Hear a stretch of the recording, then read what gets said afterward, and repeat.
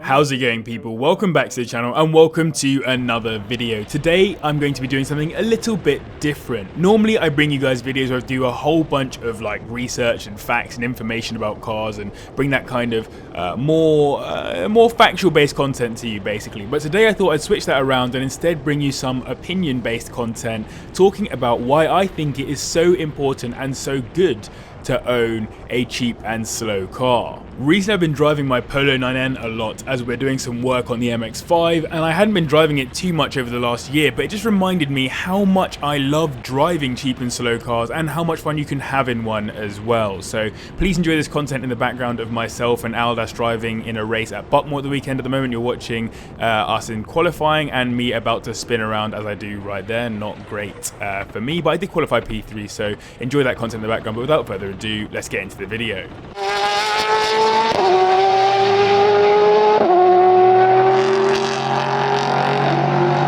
Oh, and if you enjoy this kind of content, by the way, do hit the like button, subscribe as well if you're new, and all that other good stuff. But let's get straight into it. The first thing I'd like to talk to you guys about is that it is much more fun to drive a slow car fast than a fast car slow. And when I say it's more fun, I don't mean like, I mean there's a great novelty of driving a fast car, whether it is doing it slowly or quickly or whatever, but there is so much fun to be had driving a slow car quickly. Yes, you can derive pleasure from driving an exotic car, for example, nice and slowly around London or whatever it is that you want to do with it, and it can be enjoyable. You get lots of attention, lots of people like the car, you like being in the car because it's nice and luxurious, all that other kind of stuff. But this channel was founded on the idea that anyone should be able to love and enjoy their car, and so even when you're in a slow car you have to find ways to enjoy it as well, whether it's slow and cheap or whatever it is. And by the way, look at that, I took the lead in the race and just got absolutely clarted going around that corner as an ice band, and everyone clarted into me. Not good by me. So for example, driving a slow car on a track is often pretty boring, but the kind of right level of slow car on a track can actually be quite fun because you have to absolutely bomb it around to do anything useful. And the same applies for when you're out on the roads. Like when you're in a fast car, there's always a tendency to want to like press the throttle a little bit more, do a little bit more with it, but you ultimately are constrained by speed limits, and yeah, it's just difficult to enjoy the car to its full potential.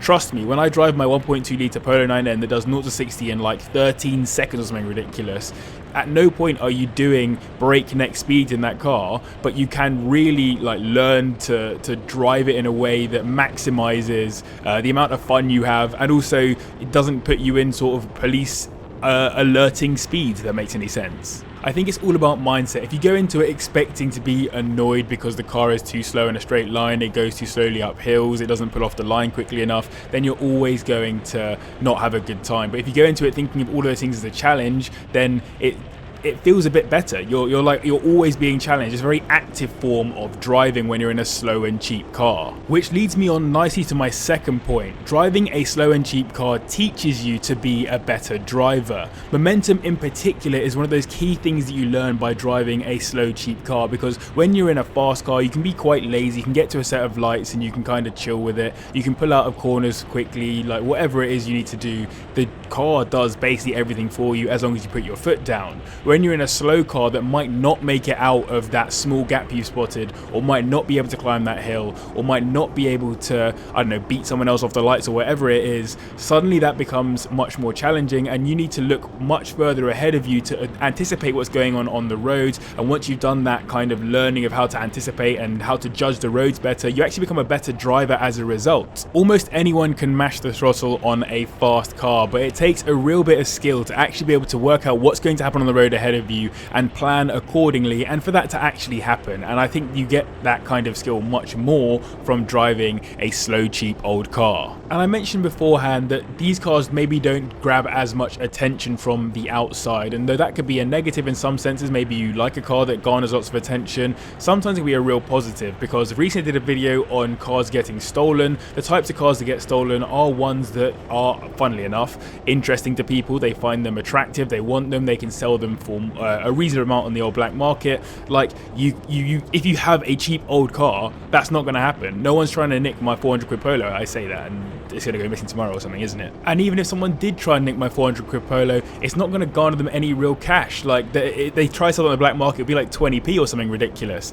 And on top of that as well, not getting as much attention means that you don't get attention from other places, like, for example, police or all the other kind of stuff. I just feel like when you're in an unassuming, cheap, old, rubbishy car, it's not something that anyone looks at, so you're kind of just free to drive as you so please, I guess, obviously within the law. And that brings me very nicely onto my fourth point, which is that it enables you to drive freely. You're less worried about knocks and scrapes, you're less worried about people parking next to you when you go and park at like the shops or whatever. You're less worried about the car going wrong and less worried about stuff just more broadly. All you have to do is look after the car, drive it around, and not worry about whether you're putting too much mileage on it or whether you're going to have a small scrape with a barrier or anything like that. That doesn't really matter so much because that's all just kind of part and parcel with owning and driving an old, cheap and slow car. A good example I have of this is that when I was driving that M4 around, I didn't take it on any sort of sketchy roads or anything like that. I didn't want to get on too many tight roads, so I didn't want to end up scraping it on something. Whereas when I had my Skoda, I was literally going around in Slovenia, I think it was, and I ended up on some like old, dirty, like ridiculous country tracks with like big rocks, big stones and whatever. It didn't matter to me so much because other than just getting the car home, which is what I needed to do, I was just going to have some fun and drive along those roads and just enjoy myself. I didn't worry too much. Had I been in an M4 or a 4C or anything nice on that road, I would have been screwing. I'd have turned around, I'd have to find some next other route. When you drive a cheap and slow old car, you are able to do things that you just wouldn't do in an expensive car. Another point that I have is that for many of us, having a cheap and slow car is a thing that we do for a time. It's temporary. And so when you have a cheap and slow car and you're not ready to upgrade or whatever it is, just make sure that you cherish that car for that time. Make sure that you enjoy it. Make sure that you know that obviously in the future you would like to upgrade and get something more expensive and get something a little bit nicer, but whilst you own the car, just try your best to enjoy that experience. I could have been way more princessy, I suppose, about buying my Skoda Fabia estate back in the day, but in reality, as soon as the car arrived in my driveway and it was a car that I was actually enjoying and taking around on my day-to-day, suddenly I realized the real value in owning a car like that. The fact that it has all these other different pieces that I've mentioned about driving freely, about not gaining too much attention, about teaching me to be a better driver, I really cherish that experience. And now when I drive my Polo, I feel exactly the same way. When I go around in it and I think back to all those times I spent driving my friends to school, driving my friends to big Tesco or to parties or whatever it was, now that I'm in my Polo, I still get that same feeling and that same experience. And though I am looking forward to having a faster or a nicer daily driver, it will be nice for a different reason. It won't be nice for the same reason as I have with my Polo. So I think it's something that we just need to make sure that we enjoy and we cherish for the time that we have these kinds of cars. I'd say I'm doing a pretty good job of leading from one point to the next right now, and my next point really is that having a cheap and slow car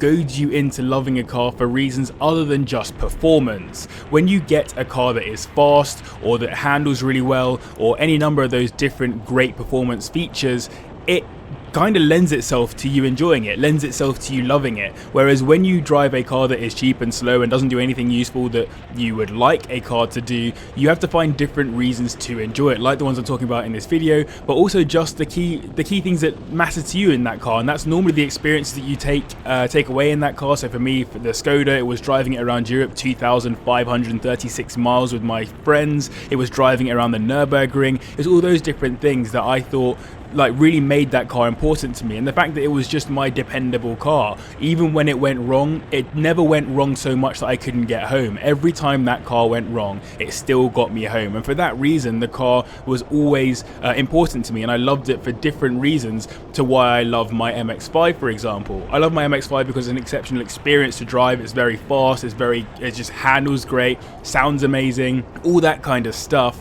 But I don't love it for the same reasons I love my Polo or my Skoda. Those two cars, I love them in a much more like, I don't know, almost like an inherent, unconditional love. And very much linked to that point is the fact that you can have such funny experiences in cheap and slow cars. Like the fact that I drove my car around Europe and drove it around the Nürburgring and all those other kind of things sticks in my mind. And my Polo as well, all of the experiences that I had driving it around uni, forcing it into parking spaces because there was never any parking spaces available, the mad parallel parks that I pulled off in it because I'm not too scared about getting it into tight spaces and that kind of stuff. Going to car shows in my Polo, like the Polo is not not a car that should be car showed, yet it's been to a few.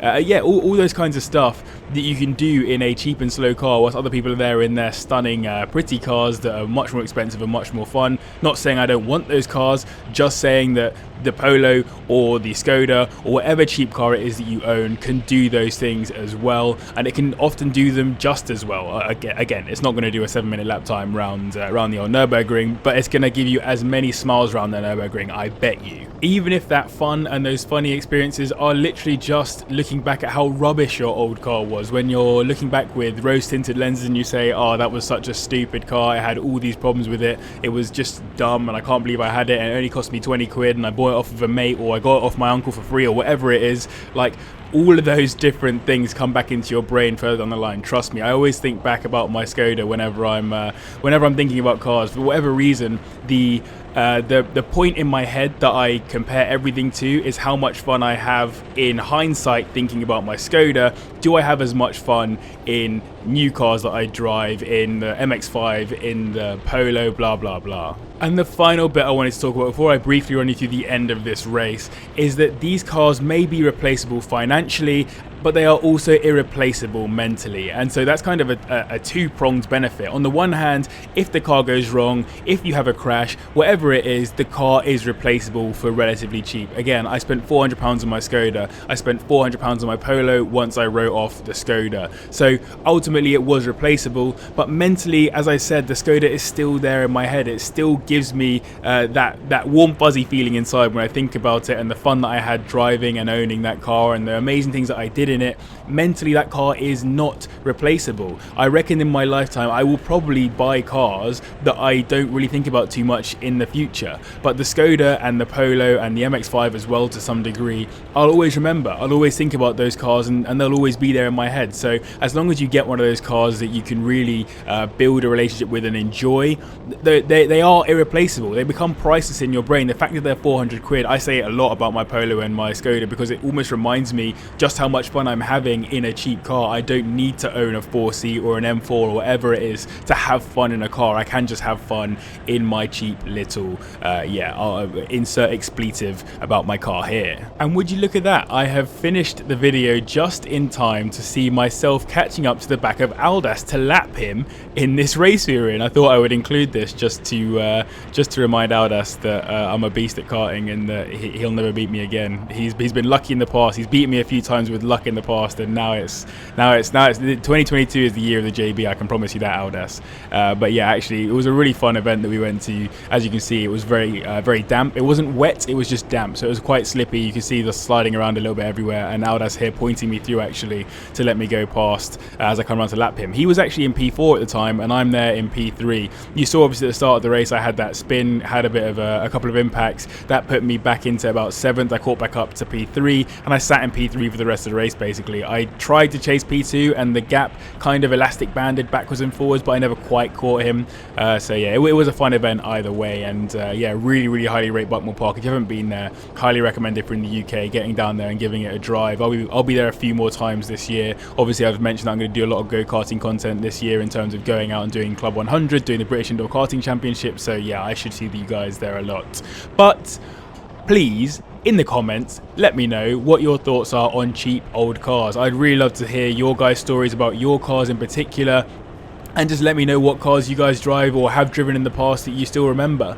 Mass thanks to patrons as always for their support, and as well to you guys for watching. If you have enjoyed this video, do hit the like button and subscribe as well if you're new. But as always, thank you very much for watching, and I'll see you in the next one.